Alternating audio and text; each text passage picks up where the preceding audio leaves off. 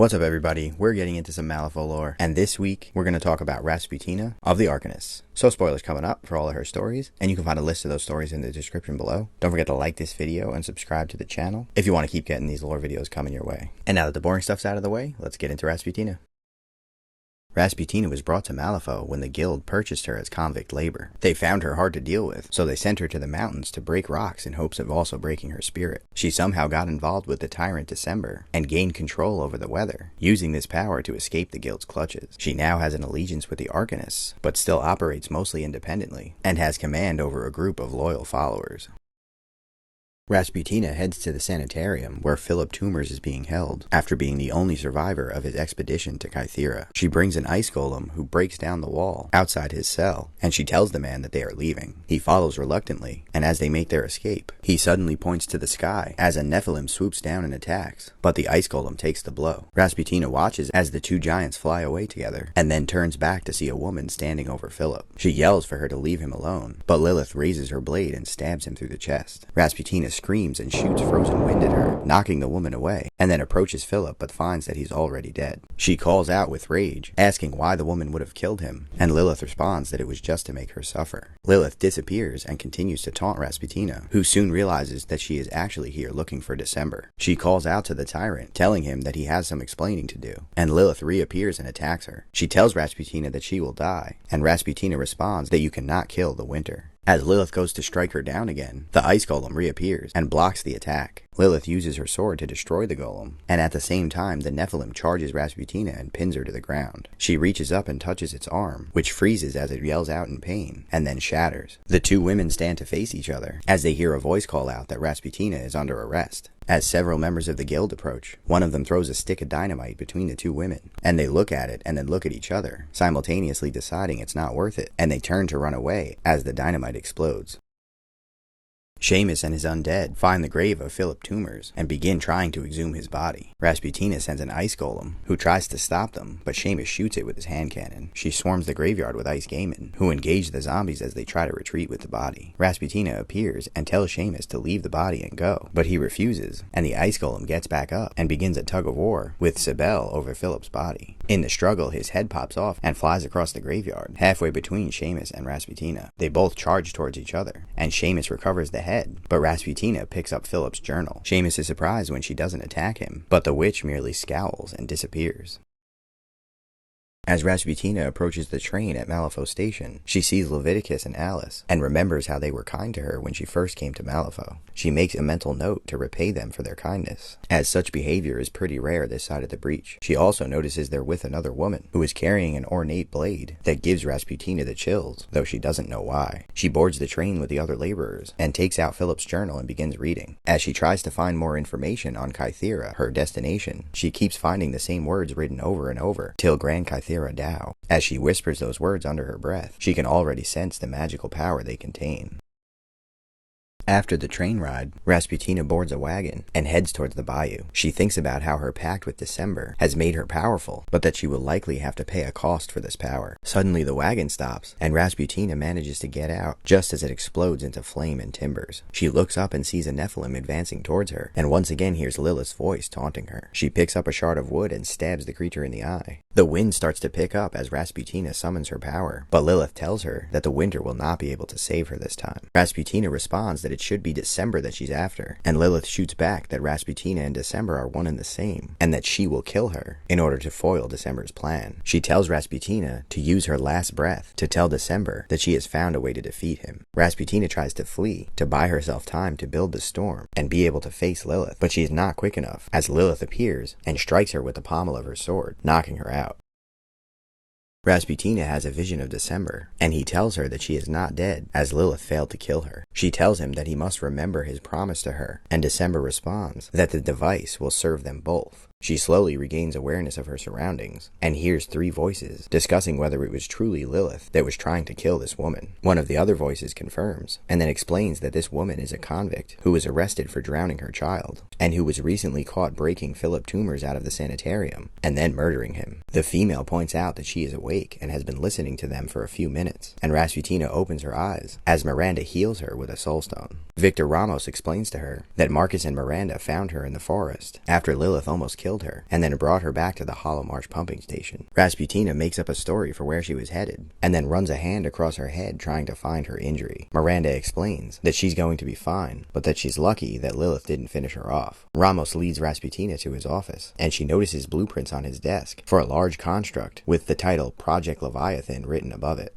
Ramos notices Rasputina looking at a soulstone on his desk, and he picks it up and uses it to animate a pile of parts into a spider-like construct. Rasputina asks him how he did that, and he tells her that he can show her, as members of the Arcanists have free access to these soulstones. Rasputina considers whether she wants to be beholden to another master, but decides that she would rather have more people watching her back, since her pact with December seems to have brought her more enemies. She senses the energy flowing out of the soulstone, and tells Ramos to show her.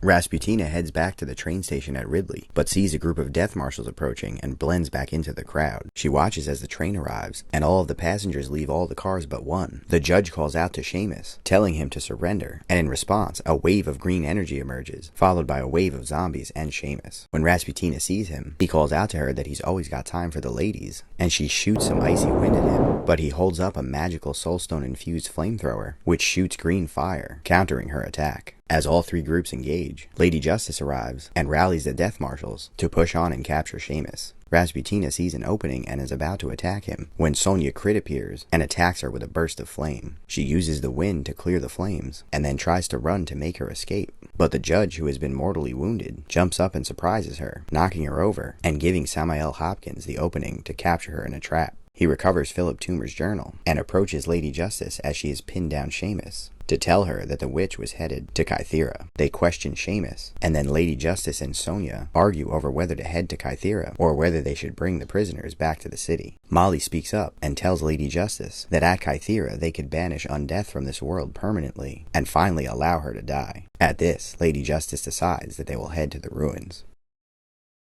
Rasputina and the others are brought to the ruins of Kythera by boat. Seamus whispers to the woman that they're here for the same thing and there should be no hard feelings between them. Rasputina tells him that he knows nothing of her purpose and that they have nothing in common. When they arrive at the ruins, Sonia and Lady Justice bring Rasputina forward as Sonia studies some of the glyphs to try to figure out what words need to be spoken to finish closing the structure and cutting off the source of necromantic magic. A storm brews overhead as Sonia hands Rasputina a note with the correct words written on it and tells her to speak them aloud. Suddenly, a gust of cold wind shoots down on Rasputina, knocking all the guild officials away, and she breaks out of her shackles and then reads the words off the paper. Seamus yells out to her that he will kill her, and soon the tyrant December manifests itself as a hulking creature. It begins attacking the guild personnel, and Sonia slashes it with her blade, but none of their attacks seem to have any effect. The creature bats her aside, and Lady Justice tries the same, but it is also able to ward her off. Then a strange swordswoman appears and attacks the creature, but he picks her up and squeezes her in his claws. Then an almost identical version of the woman appears and jumps down off a walkway, slashing her blade through December's body, and as she hits the ground, the tyrant collapses. The guild members regroup themselves and recover Rasputina, who was knocked unconscious, binding her arms and legs again. In their confusion, they fail to keep an eye on Seamus, who had freed himself from his captors, and is now speaking the words to reopen Kythera. The massive structure begins to shake, and a portal in the middle of the swamp begins to open. Lady Justice and Sonia don't know what to do, as they see a creature begin to try to make its way through the portal and into this world. Seamus cackles with ecstasy as he's witnessing the end of the world, but suddenly a massive metal construct approaches, firing cannons at the structure and the creature trying to make its way through the portal. The weapons have no effect on the creature, but they do damage the structure, and soon the portal collapses and the creature disappears.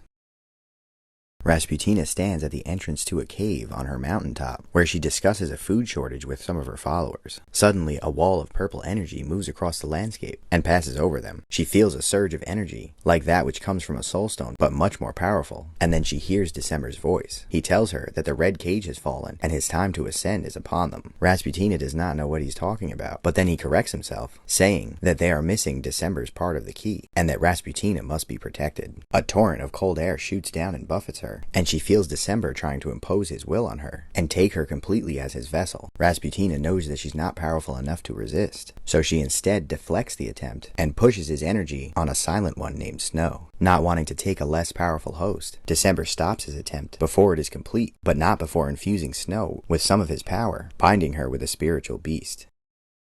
Rasputina kneels outside the cave on her mountain, and her skin glows blue, with the color of the frozen blood that pumps through her veins. She gathers the power from the event, and ice starts to form around her until she is fully encased in it like a second body. She starts to move, and as pieces of ice break off, new ice shoots up out of the ground to fill the holes. Rasputina was brought to Malifaux as a criminal, but since then crimes have been committed against her, and they need atonement.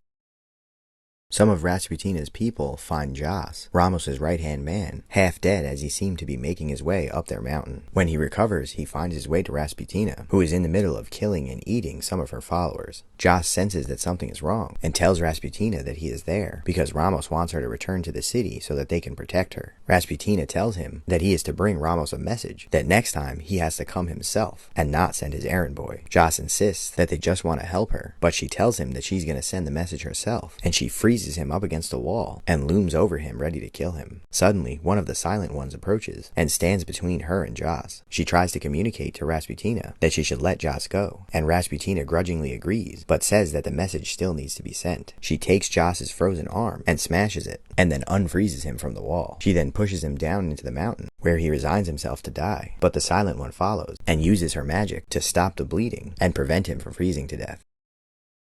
Rasputina stands on her mountain and considers how she no longer has qualms about killing people. She wonders why she didn't kill Jas, and then remembers that she still has more priests that she needs to educate. These males from her cult had abused the females by cutting their tongues out in hopes that it would prevent December from taking them as hosts. She calls out to December, taunting him, and tells him that she knows that Plague's failure to ascend did not leave the door open to him, but to her, as the event infused her with power that allowed her to resist December's influence. December responds that when he consumes her, he will leave nothing but a shell, and Rasputina shoots back that he was impatient at Kythera, and he used all of his energy to take physical form, leaving himself weak. December doesn't respond, but she can sense his anger. She tells her two Silent Ones to go fetch the others, and to tell the priests that they no longer have anything to fear from her, as they are all going after December. When the Silent Ones walk away, December takes advantage of the opening, and a tempest slams down on Rasputina, its energy crushing her body and stopping her from breathing. Rasputina realizes that she underestimated the tyrant, but she senses his anxiety, and instead of directly opposing his power, she decides to redirect it, and it smashes a pillar of ice, giving her a brief reprieve before he continues his attack against her. She summons her anger to try to oppose him, and soon the other members of the cult join her in resisting his power. They see that they are failing, and one of the Silent Ones jumps in the way, absorbing a few seconds of December's power, and it transforms her body into a beastly form before she is discarded on the floor. Storm approaches Rasputina and begins to howl, and the woman begins transforming into a Wendigo, as she feels her instincts to feed taking over. One of the acolytes attacks Storm, and then Snow, who has always had a connection to Rasputina, climbs the creature's back and stabs it in the neck, destroying something that was part of her own psyche. The attack continues, but then Rasputina realizes what December had told her about his piece of the key and needing to protect Rasputina. It occurs to her that she is the key, more specifically her frozen heart, as it contains her spirit and power like a soul stone. She steels herself and focuses her energy, pushing it inward, and the frozen vessel explodes out of her chest. Rasputina collapses to her knees as the tempest dissipates.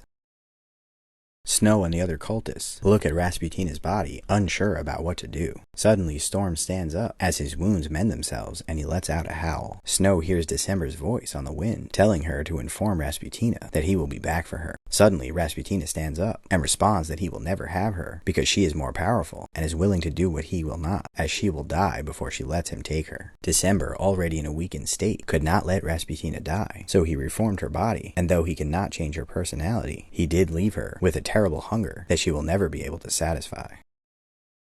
Ramos approaches Rasputina's mountain with 2 guards and makes it all the way to the top. He points at her and tells her that she assaulted one of his men and that she will answer for her crimes. Rasputina answers that she defied December himself and that she answers to no man. Ramos replies that her crimes cannot go unpunished, and Rasputina tells him that they can settle this between themselves, and the man signals for his guards to stand down. Rasputina shoots a burst of frozen wind at him, but it's deflected by the barrier of an electric shield. Ramos shoots electricity back at her, but she summons a pillar of ice that takes the impact, and he secretly removes some scraps from his pocket and throws them on the ground. Rasputina raises her arms, and ice shards shoot out of the ground around Ramos, who tries to jump out of the way, but one catches him in the leg, and he falls. As she walks towards him, the scraps coalesce into mechanical spiders and pounce on Rasputina. Ramos looks around and seems to have a sudden change of heart, and Rasputina shoots another icicle at him, but he easily rolls out of of the way and stands up. He tells the woman that they were once good allies, and that perhaps they can end this. And Rasputina whispers to him that it is hard to keep a cult of cannibals in line, and that there will have to be a sacrifice made.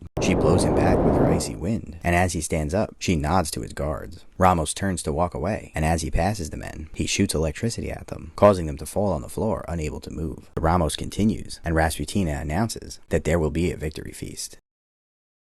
Rasputina meets her contact at the train station, and he seems hesitant until she hands him 2 gold plates. He tells her that the woman has one weakness, her mask, as it helps her contain something very powerful and very hostile. Rasputina seems to zone out for a minute, and then thanks the man. He boards the train as it pulls away, and Rasputina is sad, as a silent one approaches, and she tells her to bury the man with his gold, as he has earned it. Rasputina sets a trap to lure in Sonia Crit. The witch hunter chases a silent one, and Rasputina looks on from the top of a building as the woman runs into a courtyard.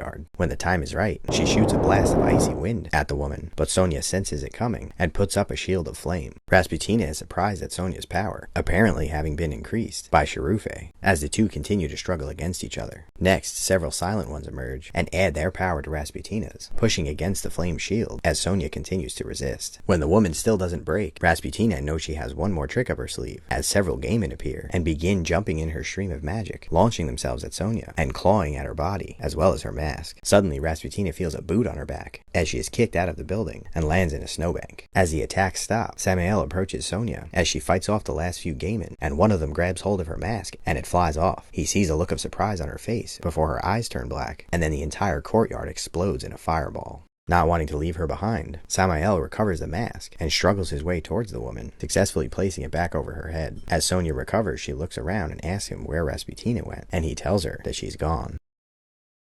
December had warned Rasputina of the danger that lurked within Kythera. When she found out that Von Schill was headed there to release Titania, she cut him off and tried to stop him. She encased the man in ice, but the Autumn Queen was still released, and Rasputina returned to the mountains to regroup. Once there, December spoke to her, but where he usually makes demands and threats. This time he was more humble and offered her a proposition. He said that if she agreed to help him stop Titania, who was coming to destroy them both, then he would grant Rasputina full control of his power. Rasputina was suspicious, but agreed anyway, and immediately felt a sudden surge of power. Now she sends her cult on raids in the northern hills, attacking and eating the labor camps there, prompting Karis to send messengers with warnings for her. None of them have made it back.